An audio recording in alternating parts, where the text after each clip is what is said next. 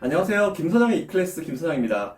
자, 오늘 다뤄볼 주제는요. 지난 영상에서 이미 제가 한번 공지를 했습니다. 예고를 했고요.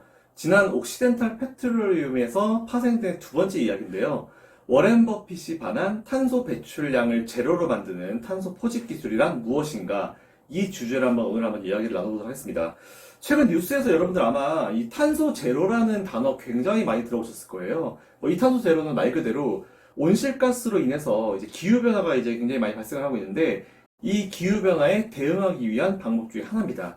이산화탄소의 배출량을 획기적으로 감소를 시키고요. 남은 탄소와 흡수되는 탄소량을 같게 해서 탄소 순 배출량을 0으로 만드는 기술이다라고 좀 보시면 될 것 같은데요.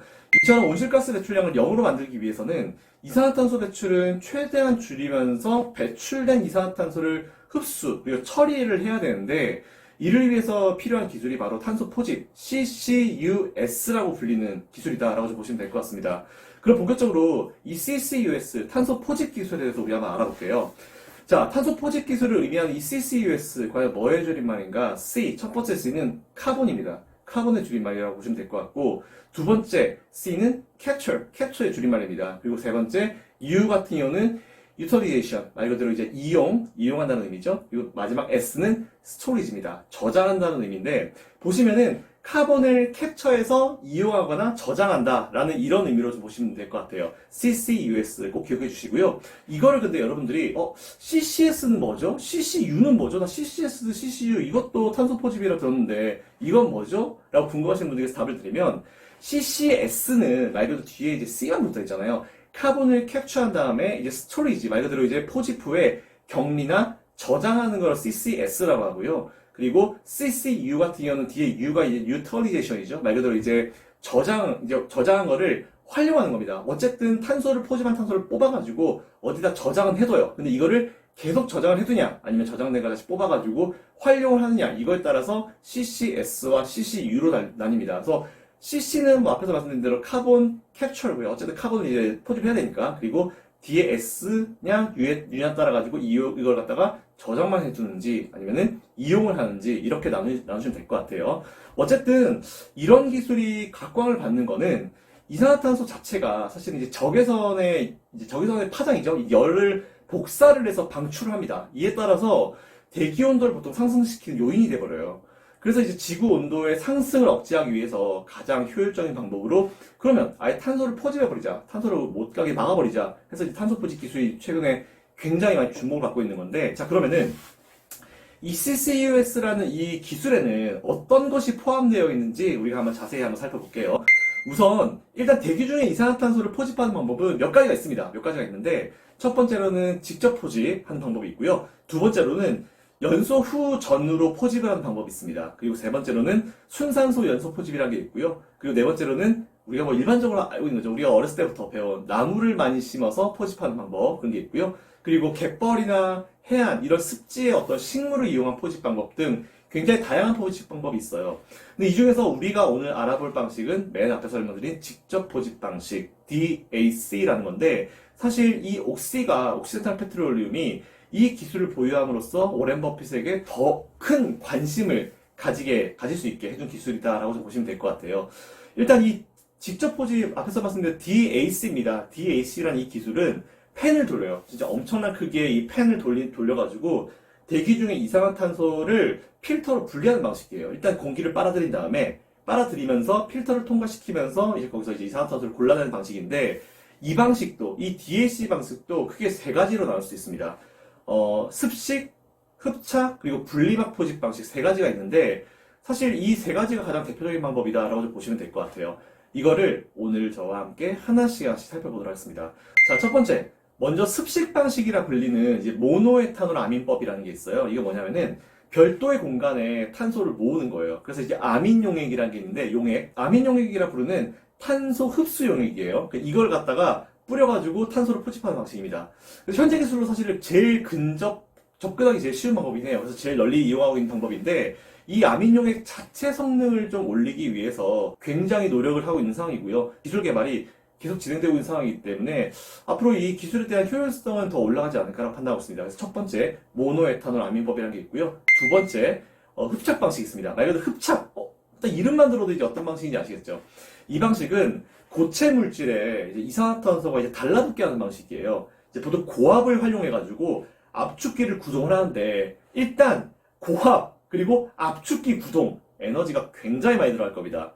그죠? 이게 근데 에너지가 너무 많이 들어가면 이 에너지를 어디서 들고 올까요? 이런 생각을 할 수 있어요. 어쨌든 경제성이 굉장히 떨어진다는 단점이 있습니다. 그리고 또 배기가스에 이산화탄소가 있는 것뿐만 아니고 질소도 섞여 있어요. 근데 이 경우에는 습식보다 효율성이 굉장히 떨어져가지고 사실은 이 흡착 방식은 사용 빈도가 굉장히 낮습니다. 그래서 그래도 혹시 이 흡착 방식이라는 게 있다는 걸 알려드리기 위해서 말씀드렸으니까, 흡착 방식이라는 것도 있다. 하지만 이거를 하려면은 에너지가 굉장히 많이 들어가기 때문에 경제성 굉장히 떨어지고 단점 자체가 굉장히 치명적이고, 그리고 질소, 이산화탄소 질소 섞여 있는 거, 이거는 효율성이 좀 떨어진다. 이렇게 좀 여러분들이 이해하시면 될 것 같아요. 자, 그럼 마지막으로 분리막 방식이라는 게 있습니다. 이 분리막을 투과하는 기체의 분자 크기, 그리고 이제 속도 차이를 이용해가지고 선택적으로 이산화탄소만 딱딱 골라내는 기술인데요. 일단 문제가 뭐냐면, 지금 기술도 못 따라갑니다. 현재 기술로 따라가지는 못하고 있고요. 당연히 그러니까 경제적으로 상당히 미흡한 상황이다라는 부분 좀 체크하시면 될 것 같아요. 일단, 제가 그래서 이제 이 세 가지 방법, 이제 모노에탄올 암인법, 그리고 흡착 방식, 그리고 분리막 방식 세 가지를 말씀을 드렸는데, 아직까지는 제일 널리 사용되고 일반적으로 사용되는 게 첫 번째 모노에탄올 암인법이라는 게 제일 많이, 이 습식 방식이 사실 제일 많이 이용되긴 해요. 근데 사실은 제가 마지막으로 소개해드린 분리막 방식이 있죠. 이게 우리가 가야 될 미래는 맞습니다. 더 기술력이 높아지고 발전한다면은 공정의 조작이나 운전이 사실 굉장히 쉬워요. 이게 되면은 조작이나 운전이 굉장히 쉽고, 그리고 위치랑 규모의 제약도 굉장히 적기 때문에 결국은 이제 분리막 기술 쪽으로 가야 됩니다. 하지만 지금 기술은 안 되고요. 그리고 앞에서 첫 번째 말씀드린 그 모노에탄올 그 암인법 있잖아요. 그거 같은 경우는 화학 연료를 쓰는 거죠. 그죠? 화학 재료, 화학 물질을 쓰는 거기 때문에 사실은 정말 좋은 거는 마지막 설명드린 분리막 기술. 이게 기술적으로만 이제 뭔가 된다고 하면은 굉장히 좋은 거고, 사실 이거는 뭐 화학 물질 사용도 없고, 뭐 규모의 제약도 없고, 운전도 쉽고, 공정도 굉장히 쉬워지고, 그렇기 때문에, 그리고 에너지 소모도 적죠. 에너지 소모도 적기 때문에 가장 친환경적인 탄소 분리 기술이 아닌가라고 생각하고 있어요. 그래서 일단 지금은 다들 모노에탄올 암인법을 이용하고 있지만 우리가 가야 될 미래는 결국은 분리막 기술이다 라는 부분까지 여러분들 체크하시면 될 것 같습니다. 자, 그러면 세 가지 방법이 있지만 그 중에 지금 제일 많이 쓰이는 모노에탄올 암인법을 이용해서 탄소를 뽑았어요. 자, 그러면은 탄소를 포집했어. 포집한 이 탄소를 어떻게 해야 될지 처리를 하는 방법을 또 우리가 알아야 될 거 아니에요. 그래서 지금부터는 이 처리를 어떻게 하는지, 사용을 어떻게 하는지, 저장을 어떻게 하는지, 이거에 대해서 알아보도록 하겠습니다.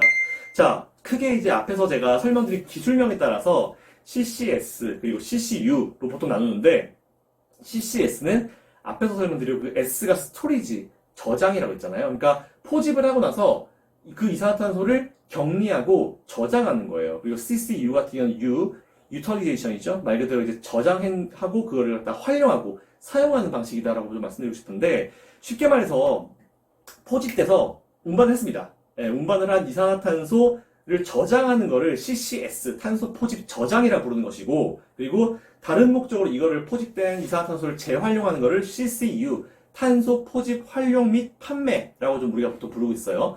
자, 그리고 이 두 가지를 합쳐서 보통 CCUS라고 부릅니다. 일단은 CCS, 즉 탄소 포집 저장에 대한 개념 먼저 우리가 살펴보도록 할게요. 자, 보여드리는 이미지처럼 공장에서 이 분리된 이산화탄소 같은 경우는 고온의 스팀 가열기로 압력을 확 가하면은 액화, 즉 이 가스가 물처럼 돼요. 액화가 됩니다. 물론 압축 단계에서 열을 최대한 적게 사용하는 게 중요하긴 하겠죠. 어쨌든 이렇게 액화된 이산화탄소 같은 경우는 파이프라인이나 아니면 트럭이나 뭐 선박 이걸 이용해가지고 이제 운반이 되게 돼요. 운반을 되게 되고, 그리고 이 운반된 액화 이산화탄소 같은 경우는 보통 이제 지하에 퇴적층이나 아니면은 유전, 뭐 기름을 다 뽑아내고 남아있는 그 유전 있죠. 빈 유전이나 아니면 소금 동굴 아니면은 해적 이런 데 보통 매립을 합니다. 일단 매립을 하게 되는 거예요. 그래서 보관을 하는데, 그러다가 이제 나중에 뭐 필요하면은 뭐 다시 조출하는 거 있죠. 참고로 우리나라 같은 경우는 현재 지금 총 7억 3천만 톤 정도를 저장할 수 있는 뭐 그렇게 유망한 어떤 장소가 있다고 해요. 그 중 하나가 이제 바로 천연가스를 다 퍼내고 지금은 비어있는 동해 가스전인데, 현재 상황 기준으로 이제 전 세계를 봤을 때 2100년 이후에는 이제 전 세계적으로 탄소를 저장할 만한 곳이 없다고 해요. 그래서 이 부분은 아무래도 앞으로 기술력이 어떻게 발전하에 따라 가지고 저장을 굳이 뭐 이렇게 하지 않아도 다른 저장 창고를 통해서 뭐 압축 저장한다든지 뭐 다른 방법이 있을 수 있겠죠. 그래서 이거는 기술이 앞으로 어떻게 개발되는지 좀 살펴보시면 될 것 같습니다. 어쨌든 우리가 첫 번째 CCS 탄소 포집 저장 기술이 어떤 건지 제가 좀 짧게 한번 설명드려 봤는데요. 이번에는 CCU로 가봐야겠죠. 탄소 포집 활용 및 판매. 그러면 이제 이렇게 포집한 이산화탄소를 판매하고 활용을 어떻게 하는지 우리 한번 살펴볼게요. 자, CCU 같은 경우는 이산화탄소를 화학적으로 전환하는 과정을 사실 거치게 돼요. 어쩔 수 없죠. 그렇게 해서 화학 제품 원료를 만들거나 아니면 플랑크톤 등 미세 조류를 이용해서 이산화탄소를 바이오 연료로 만들기도 합니다. 굉장히 활용 방안이 좀 많아요. 그리고 지금도 연구가 되고 있고요. 또 칼륨염 같은 어떤 광물질과 반응을 시켜서 건축 자재를 만들기도 합니다.